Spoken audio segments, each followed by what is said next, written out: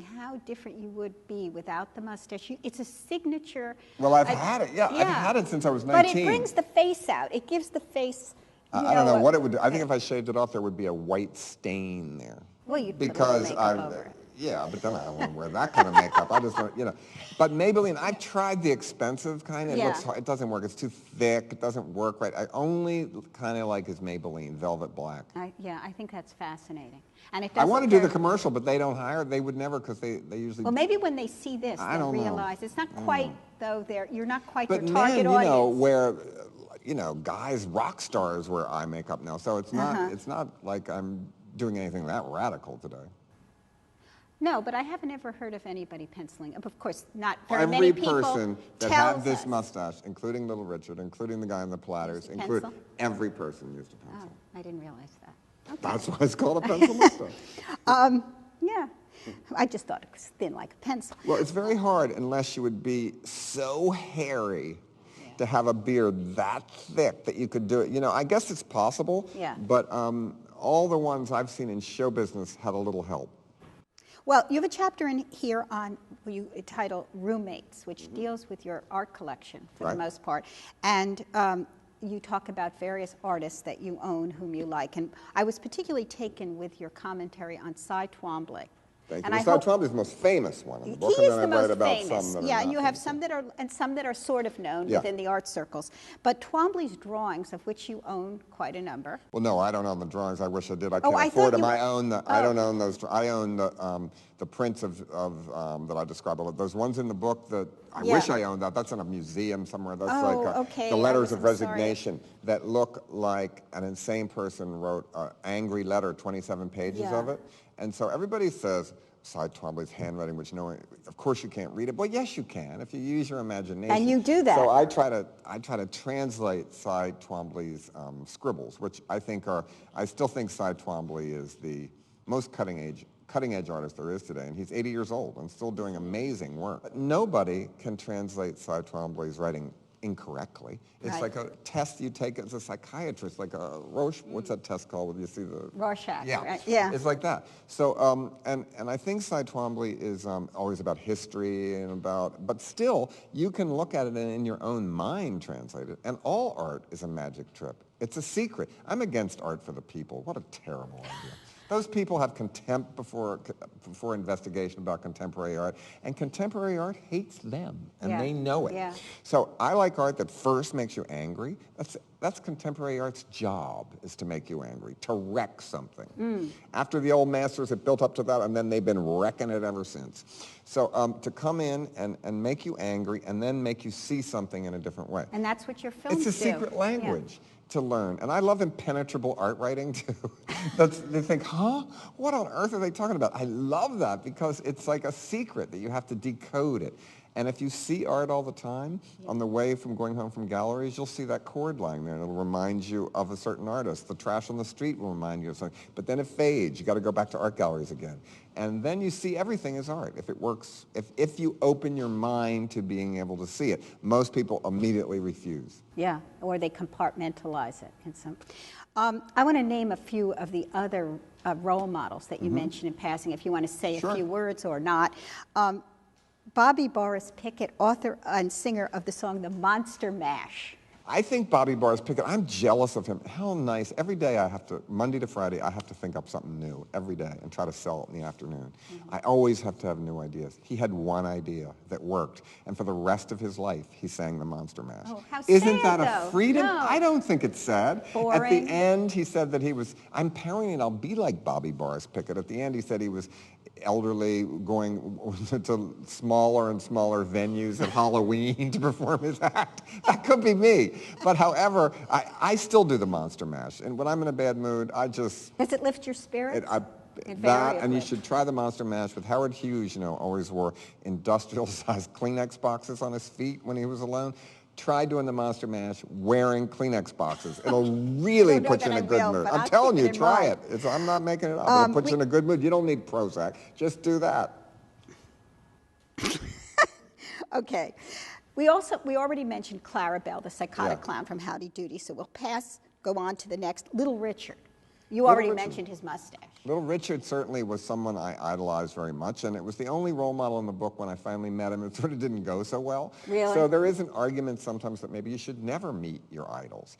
He very much, I was writing for Playboy at the time, and Yeah. he had put out a book, a biography that's amazing, that has the most eye-popping sexual stories in it and stuff.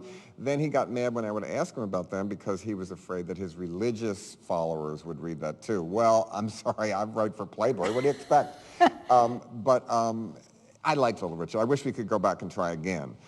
He's still amazing. He has an amazing story, what his Yeah. life is like. And just think, when he started, he was very outrageous. They called him flamboyant in those days. That was Yeah. the code word for gay. You know? Yeah.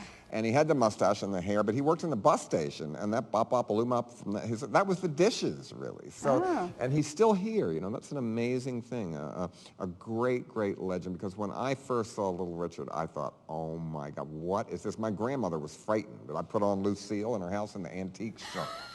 And I knew that Little Richard was forever changed my life. And I did appropriate his mustache. When I met him, it was thicker, his mustache. Oh. Like, Yeah. that he was using 2 eyebrow pencils. Or maybe an industrial magic marker. Okay, well, moving on. The outsider pornographer, Bobby Garcia. Well, there's 2 of them, and David Hurls. And I'm having, Yeah. Bobby Garcia only photographs heterosexual Marines and gets millions of them to do it for his camera. Yeah, I couldn't which is understand so this. amazing. At one point, there's a traffic jam outside of his apartment of horny Marines waiting to come in. You think, what? And the other one, David Hurls, only does psychos, prisoners. And I'm Yeah. having an exhibit of his prints at the Marian-Bosky Gallery in New York this week. This week? Yeah, Okay. opens Friday. So, I'm going everywhere. These people are ones that they can only watch their own pornography. These are outsider artists, really. They risk their life, really, to do this. And their stories are amazing, but they see no irony in it, really. And Yeah. David just read it, and he said, why didn't I ever meet Bobby? How come we don't know each other? And when I went He to... wants you to arrange a yeah, meeting. Yeah, well, Bobby, Yeah. I don't know where he is anymore. When Oh. I lived him, he lived in a kind of a squat, I think, with rats and pigs and a giant rooster. And I like Bobby. I thought he was sweet. He's just given up his life for this insane obsession. And I said to him, well, didn't you ever get in trouble? And the Marines never, he said, no, they never watched gay porn. They never saw. It is quite an amazing amazing. chapter. Yeah. I mean, my assistants, my 2 female assistants said, if I have to read that chapter one more time, because they helped me copy edit. It's the rudest unusual chapter in the book. Right, Yeah, exactly. yeah. You make a point, you just made a point about being a little disappointed when you met Little Richard, and you say elsewhere in the book that the best way to encounter a role model is to see him and not be seen by him, which I think would apply there. Well- But I think it's such an interesting line because that's really the way you look at somebody in the movies. But you see him in real life. Well, yeah, but when you well- see him in real life, it's more peculiar because in a movie, you know they can't see you. That's true. And here where you're not sure they can't see And you, also, the movie is controlled how you see them. that's true. When you see them in real life, You could they don't see even know things you're that- watching. They could be in an empty movie theater as far as the actors So are you like, concerned. so it's the idea of seeing them and catching them in real life. Catching them in real life when they don't know they're being watched, yes. And what is that? Well, then it shows you the real thing, the glimpse behind the curtain, the same way when I first saw there were 5 Howdy Doody puppets. When you see the truth behind the lie and the image that show business is to me fascinating. And all these people that are famous for anyway, it's changed their life. Fame does not make your life better. It just changes it. Yeah.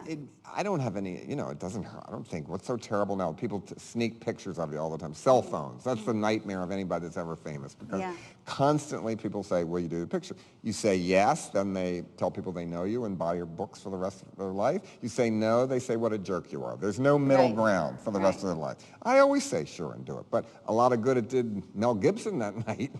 That's right. when all the cell phone pictures of him with a drink in his hand before. You have to. So if you're in show business, you're never off work if you're out. And that is never more true now than with cell phones and But you're in an unusual blogs. position because as an ironist, almost anything you do is part of the joke. Part of the act, Yeah, I guess. and so you Yeah. can't be caught off guard. Would you Sure say you that's can. true? Well, yeah, I do have a personal life. I know, and but I do you like. mean anything, then that's part No, of I'm hard to blackmail. Well, not blackmail, but Because can you what be, do I, you can know. you be embarrassed? Sure, you can be embarrassed if, how can I be embarrassed? No, I don't think anything, I'm aware when I'm out that anybody could be watching. You don't know if people recognize you or not anyway. A lot of people, you have no idea they do. I hitchhike a lot. Yeah. And I hitchhiked in Provincetown, somebody dropped me off, and then the mail woman brought me over 2 days later a script that I said, why did they mail to that address? And I realized that's where I got off when I was hitchhiking.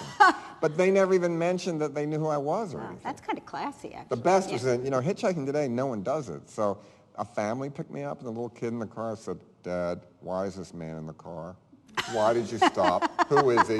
And just looking at me like that. Because they don't know what hitchhiking is. Why Yeah. did he stop? They've never heard of it. So people who stop, though, recognize you. Yeah, don't but sometimes they don't. You don't know. Once a fisherman picked me up hitchhiking, and they were doing this documentary about me for A&E Biography. They were hiding in the bushes with a crew, and they jumped in, and the guy didn't see him. We're driving along, and I said to the guy that picked me up, don't look over to your left because there's a crew filming us driving along in a car. He said, okay. And he just didn't, and he let me out. Completely He didn't care. blasé. Yeah, That's Johnny He was Mathis going- cool, right? yeah, it was cool. That's He was very cool. Well, I want to thank you. We're out of time. We could go on Thank you. forever. You've been a great guest. Thank you. You've been a great host.